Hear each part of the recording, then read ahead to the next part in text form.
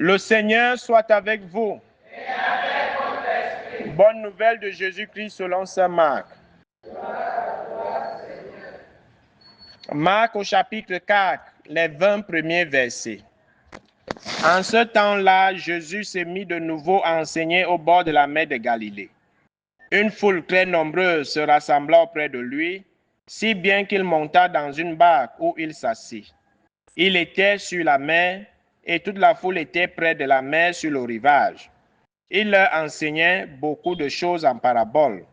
Et dans son enseignement, il leur disait, « Écoutez, voici que le semeur sortit pour semer.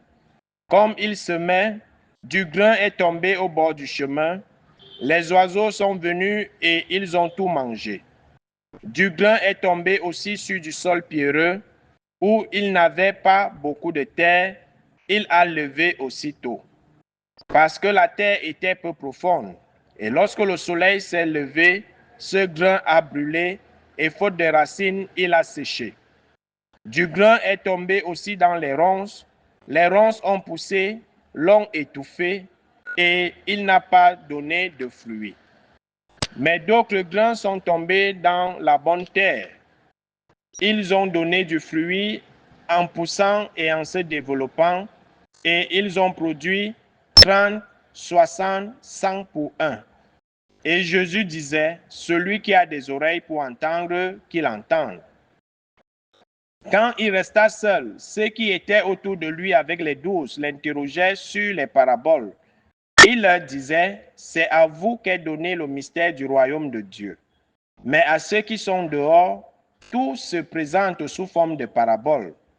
Et ainsi, comme dit le prophète, ils auront beau regarder de tous leurs yeux, ils ne verront pas. Ils auront beau écouter de toutes leurs oreilles, ils ne comprendront pas. Sinon, ils se convertiraient et recevraient le pardon. Il leur dit encore, vous ne saisissez pas cette parabole? Alors, comment comprendrez-vous toutes les paraboles?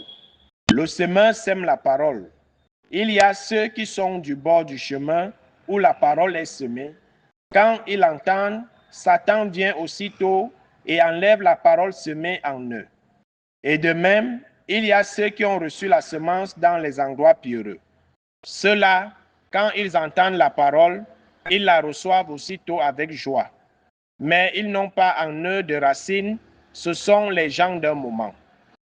Que vienne la détresse ou la persécution à cause de la parole, ils trébuchent aussitôt.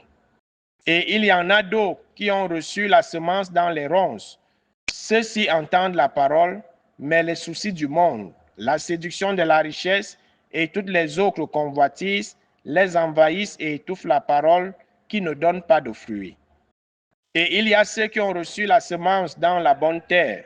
Ceux-là entendent la parole, ils l'accueillent et ils portent du fruit 30, 60, 100 pour un.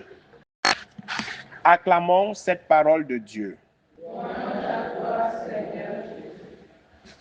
Bien-aimés de Dieu, chers frères et sœurs en Christ, loué soit Jésus-Christ. Loué soit le saint nom de Jésus-Christ. Bonsoir à tout le monde.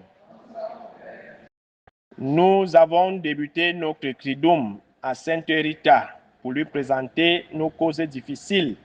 Et pour commencer cette année 2026, nous voulons que le Seigneur tourne son regard sur nous, vers nous, qu'il débloque toutes nos situations impossibles. Comme l'archange Gabriel l'aura su à Marie et à Zacharie, rien n'est impossible à Dieu. Que nous aussi, nous demeurions dans cette espérance, en cette nouvelle année, que rien n'est impossible à Dieu.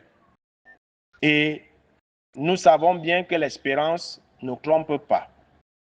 Et nous comptons sur l'intercession de notre mère, Sainte Rita, afin que nos cas impossibles que nous lui avons présentés, qu'au sortir de ce Triduum, que chacun de nous puisse témoigner du passage de Dieu dans sa vie.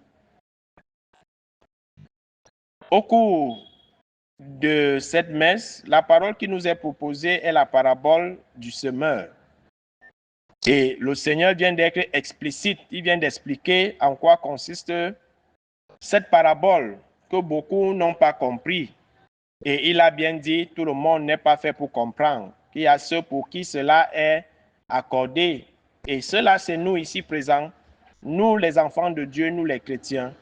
Le Seigneur nous parle de bien des manières, afin d'attirer l'attention de tout un chacun, afin de nous convertir et de nous conduire sur le droit chemin en vue de notre sanctification et en vue de la vie éternelle qu'il est venu nous proposer.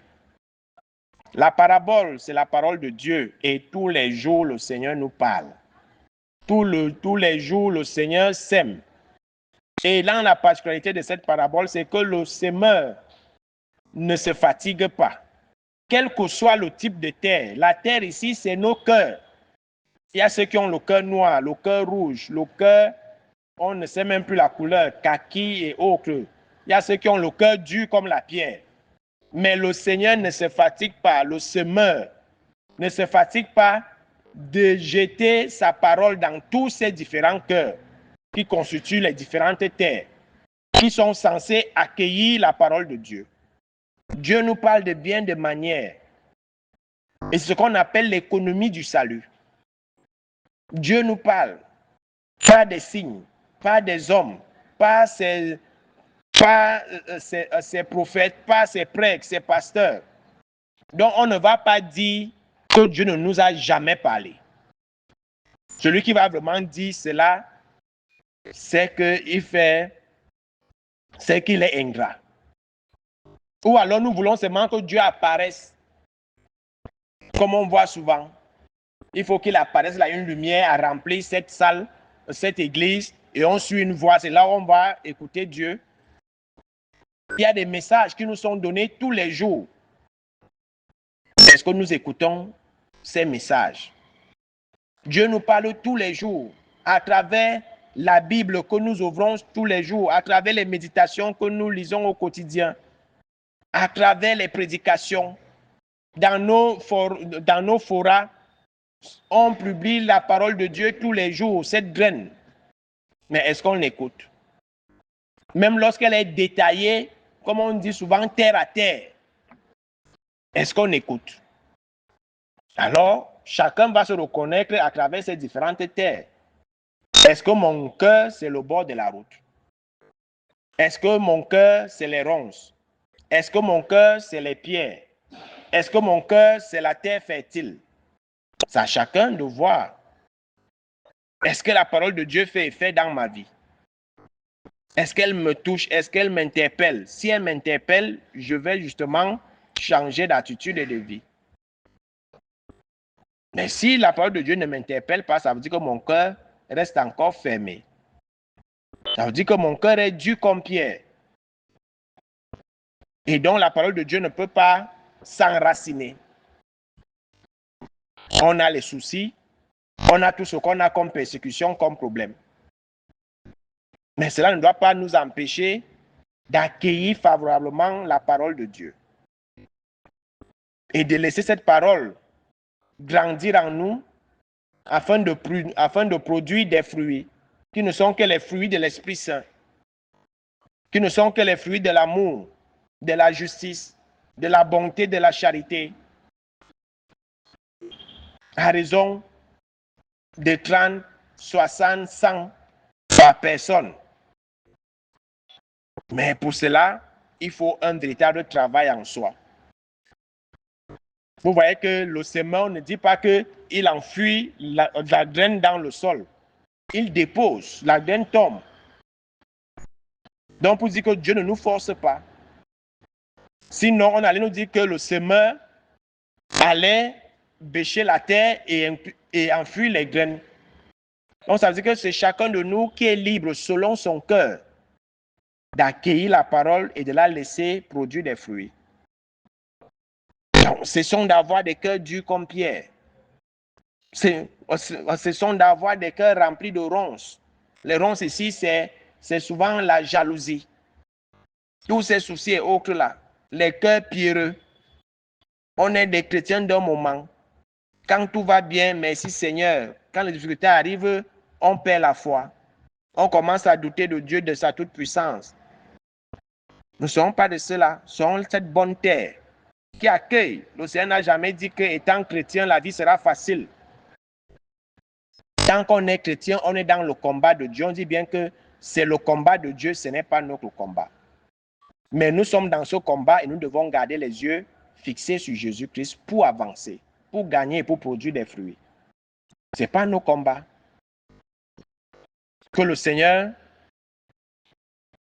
à travers cette parabole, transforme nos cœurs par la puissance de son Esprit Saint. Que nos cœurs soient de véritables terres d'accueil de cette parole qui est sémée tous les jours, au quotidien, 24 sur 24, 7 jours sur 7 dans nos cœurs. Que cette parole produise l'effet attendu et que chacun de nous porte d'innombrables fruits, les fruits de l'Esprit Saint. Loué soit Jésus-Christ. Amen.